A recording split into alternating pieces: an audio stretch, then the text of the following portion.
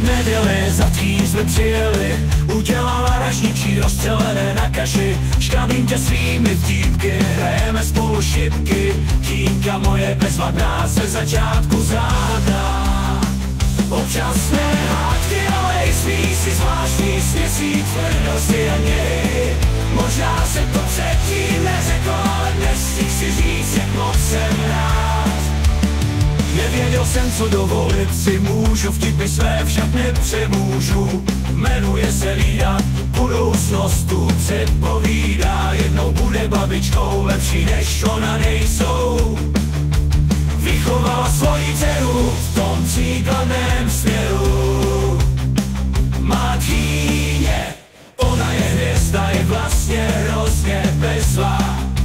Možná jsem to předtím neřekl, ale dnes ti chci říct, jak moc jsem rád, že si tchýní mou a já nemusím bojovat s jinou.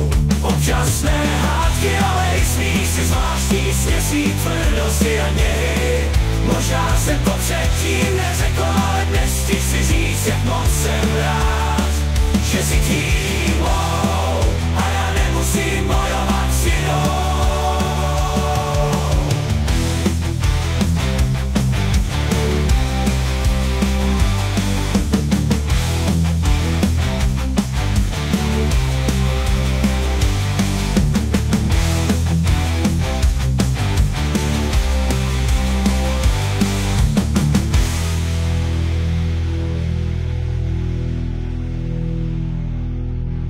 Má tchýně, ona je hvězda, je vlastně hrozně bezvá.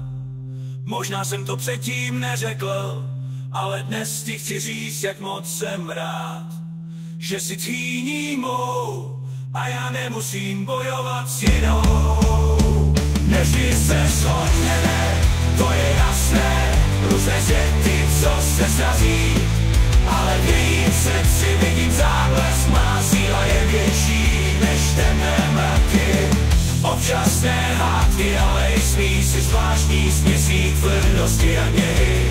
Možná jsem to předtím neřekl, ale dnes ti chci říct, jak moc jsem rád, že si tchýní mou a já nemusím bojovat s jinou. Jsi prostě hrozně bezvá, mezi námi není žádná odezva.